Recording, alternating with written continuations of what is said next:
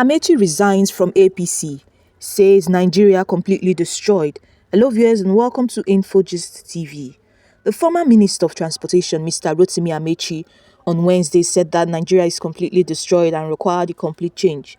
Amechi, who was a past governor of Rivers State, also accused the ruling All Progressive Congress APC and the Independent National Electoral Commission INEC of colluding to hijack the forthcoming elections in the country.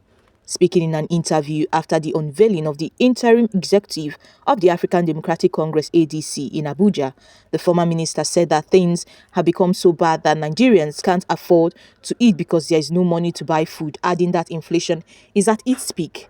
Amechi, who said that he resigned from the APC on Tuesday night, expressed surprise that he was not expelled from the party after he warned them not to send invitations to him for meetings. When asked why he decided not to join and support the government, instead he is clamoring to change the government, he said, "No, it is not about changing the government. If it is about changing the government, there is no need of changing the government. It is about changing Nigeria. Nigeria is completely destroyed. People cannot eat. People cannot buy food. There are no money to buy food. Everything is gone. Inflation is at its peak. And the federal government is busy going around trying to hijack election. INEC is helping them to hijack the election. No, no, no. What must happen here is that we must start not just a party but a movement. It must be a movement that brings in Nigerians to on their own take over the government, not us." Reminded that he is part of the APC government, he spent 2 years in the party under President Bola Ahmed Tinubu. He said that he tendered his resignation from the party on Tuesday night. "I never attended one meeting. Last time they invited me, I warned them. I said, if you invite me to any meeting anymore, in fact, I was surprised that I wasn't even expelled because I warned them in writing. Do not even invite me to any meeting. You cannot be in a club where majority of people are stealing and you do not say anything."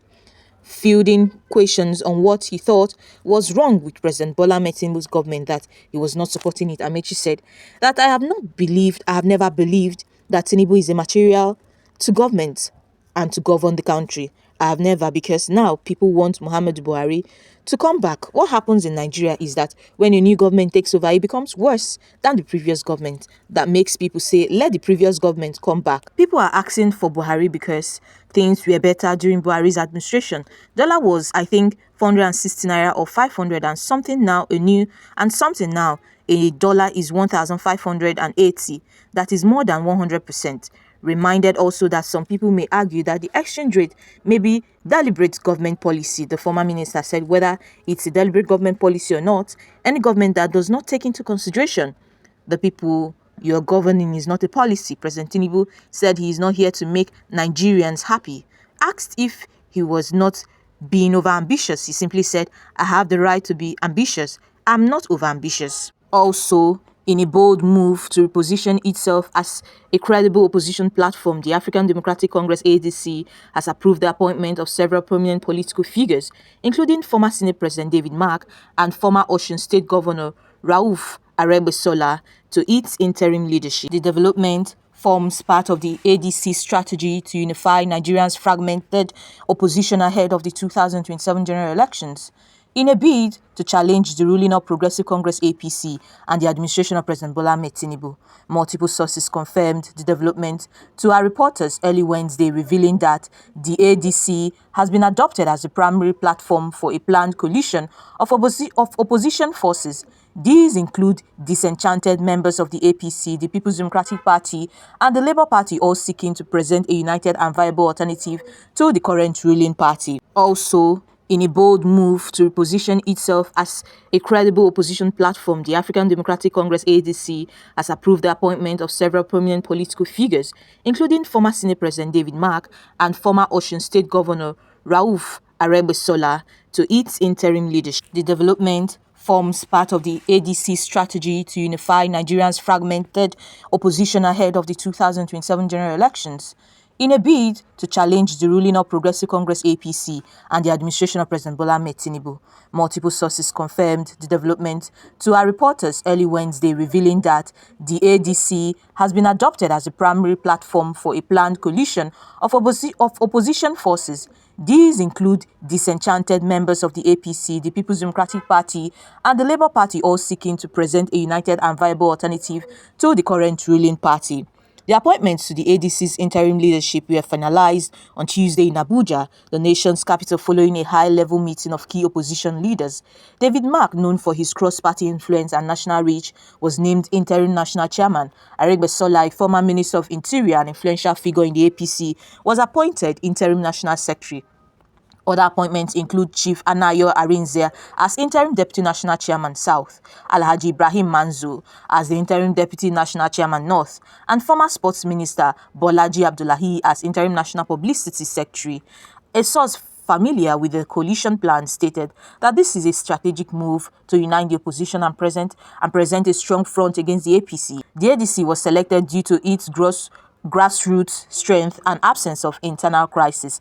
The ADC's reposition comes at a time of mounting public dissatisfactions with the Tinubu's administration amid rising inflation, growing insecurity, and continuous economic reforms.